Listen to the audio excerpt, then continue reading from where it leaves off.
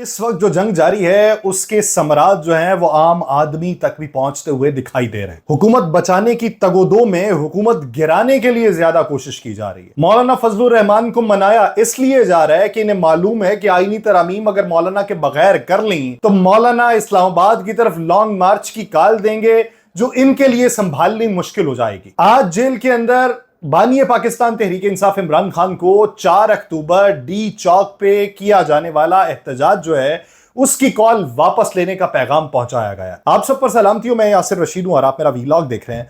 नाज़रीन, इन दिनों में जो सारी कोशिशें हैं वो आईनी तरामीम के हवाले से हैं, जिसमें आज 63A का जो है केस लगा हुआ था। सबसे पहली बात तो ये आइन का आर्टिकल 182 है। उस आइन के आर्टिकल 182 में यह बताया गया है कि एडहॉक जज जो है, जिसे मारूजी हालात में आप जो है उसकी खिदमात हासिल कर रहे होंगे, एडहॉक जज की जेडीज क्या है, वो कौन कौन से फैसले जो हैं उसके अंदर फैसला साजी का रोल जो है वो अदा कर सकते हैं और किन में नहीं कर सकते। फिर एडहॉक जज क्या बतौर फिलर जज हैं उनकी जिम्मेदारियां होंगी या फिर फुल फ्लेज जज के तौर पे उनकी जिम्मेदारियां होंगी। कहा यह जाता है कि बड़े बेंचेस जो हैं उनमें अगर कोई कमी होती है तो एडहॉक जज को बतौर फिलर वहां पर इस्तेमाल किया जा सकता है, उनकी खिदमात ली जा सकती हैं।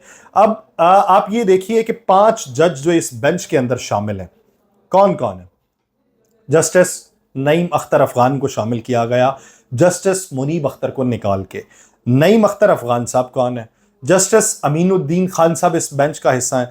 जस्टिस अमीनुद्दीन खान साहब कौन है? जस्टिस अमीनुद्दीन खान और जस्टिस नईम अख्तर अफगान ये वो 2 जजेस हैं जो 13 रुकनी फुल कोर्ट के फैसले में जिन 2 जजेस ने इलेक्शन कमीशन ऑफ पाकिस्तान को ये कहा था कि अगर मखसूस नशिस्तें पाकिस्तान तहरीक इंसाफ को देने का कोई जज फैसला करता है या अक्सरियत से वो फैसला आता है तो आप उस फैसले को ना मानिए। ये बाकायदा तौर पे इन 2 जजेस की तरफ से कहा गया था। ये उस बेंच का हिस्सा है। फिर उसके बाद आते हैं जस्टिस जमाल खान मंदोखेल और जस्टिस मजहर आलम मियां खेल।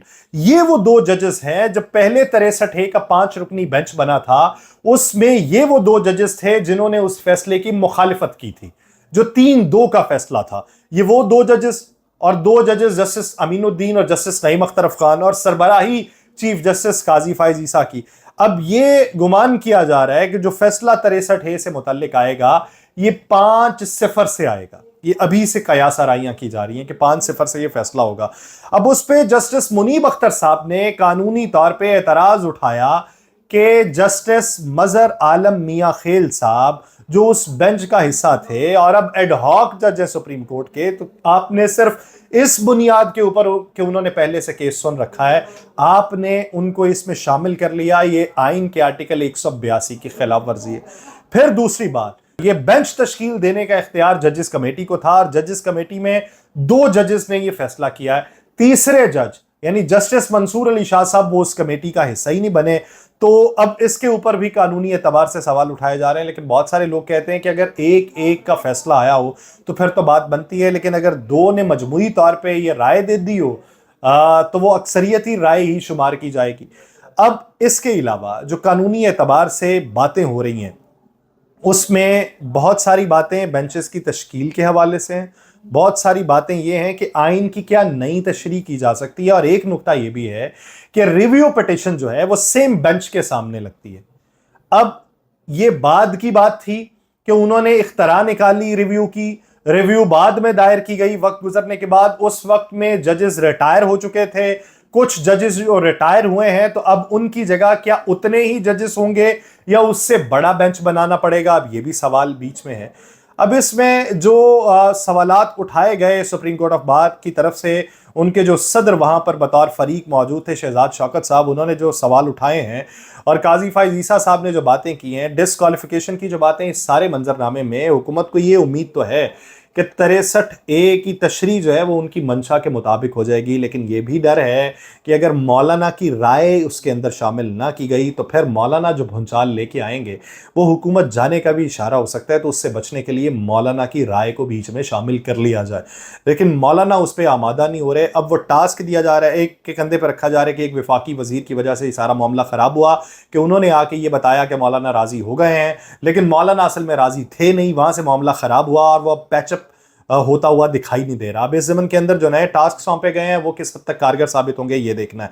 दूसरी बात ये कि बिलावल भुट्टो जरदारी साहब ने आज बलूचिस्तान हाई कोर्ट बार से खिताब करते हुए ये कह दिया कि हम शख्सियत के तौर के ऊपर ये नहीं कर रहे, हम काजी फाइज ईसा के लिए आईनी अदालत नहीं बना रहे, लेकिन उनकी नज़र में जस्टिस मंसूर अली शाह और जस्टिस काजी फाइज ईसा के दौर में एक उम्मीद पैदा हुई है कि अदालत के अंदर इंसाफ का निज़ाम हो सकता है और बेहतरी की तरफ जा सकते हैं। और उनकी तरफ से जस्टिस मंसूर हों आईनी अदालत के जज या जस्टिस काजी फाइज ईसा, उन्हें कोई एतराज़ नहीं है। अब इस बुनियाद के ऊपर अपोजिशन ये कहेगी कि आज ही के दिन आप जस्टिस मंसूर का ऐलान कर दें कि वो आईनी अदालत के जज होंगे तो आप मान जाइएगा।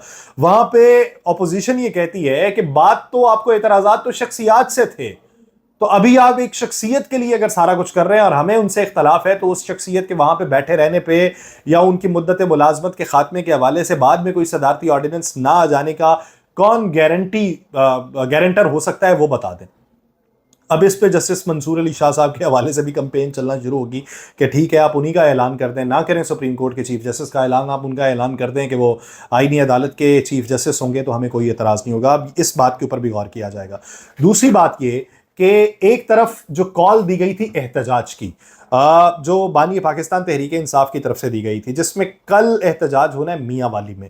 अब मियाँ वाली में होने वाला जो एहतजाज है उसके लिए दफ़ा 144 नाफिज कर दी गई आज से ही।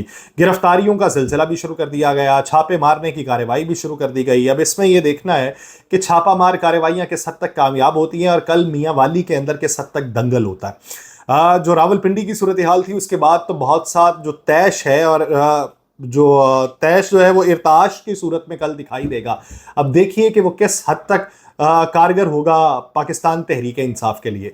दूसरी बात ये कि जो एक एहतजाज होना था मुल्तान में, तो वहां पर एहतजाज जो है वो मनसूख कर दिया गया पाकिस्तान तहरीक इंसाफ की तरफ से। उन्होंने कहा कि यहाँ पे इंग्लैंड की टीम आ रही है, हम उस एहतजाज को कर रहे हैं मनसूख, वेन्यू तब्दील कर रहे हैं और वेन्यू हम लेके जा रहे हैं बहावलपुर में भरपूर एहतजाज होगा। और ये बानी पाकिस्तान तहरीक इंसाफ की गाइडलाइन के ऊपर हो रहा है कि बैनुल अक़वामी सतह के ऊपर हमारी मेज़बानी पे कोई हर्फ ना आए, हमारे अंदरूनी मामलात हैं वो हम देखें, लेकिन जो मेहमान आ रहे हैं मेहमानों के ऊपर कोई कदगन ना आए और उनके लिए कोई परेशानी ना हो। तो इस वजह से हम मुल्तान का एहतजाज जो है वो उसे मनसूख कर रहे हैं। अब एक और पैगाम पहुंचाया गया बानी पाकिस्तान तहरीक इंसाफ को कि जो आपने इस्लामाबाद डी चौक पे एहतजाज का प्लान कर रखा है आप उसको मनसूख कर दें और उसके लिए वेन्यू को यार देख लें, या तारीख करनी है तो लंबी तारीख डालें। अब इस ज़मन के अंदर अगर उनकी तरफ से ये फैसला कर लिया जाता है कि डी चौक का एहतजाज जो है उसे मनसूख कर दिया जाएगा, तो फिर ये किसी न किसी ऐसी चीज़ से मशरूत होगा जो पाकिस्तान तहरीक इंसाफ के लिए बेहतरी का कुछ सामान कर सकती है। तो लग ये रहा है कि बैकडोर डिप्लोमेसी जो है, वो जो बातें करते थे कि गारंटी दे दी गई है कि हुकूमत आप ही की रहेगी, वो गारंटी किसी हद तक तज़ब्ज़ुब या मुतज़लज़ल हो रही है, तज़ब्ज़ुब का शिकार है, मुतज़लज़ल की कैफियत में है। देखिए कि ये इर्ताश, ये मुतज़लज़ल शुदा जो कैफियत है, ये किसके लिए भारी पड़ती है। दिन कुछ ही हैं जिसमें फ़ैसला भी आ जाना है, जिसमें मौलाना का मनाया जाना या इनकार होना है, और जिसमें इन एहतजाजों के दायरा कार का वसी होना है या महदूद होना। कुछ ही दिनों में ये काया बहुत से लोगों के लिए पलटने वाली है। मुझे दीजिए इजाज़त, अल्लाह निगहबान।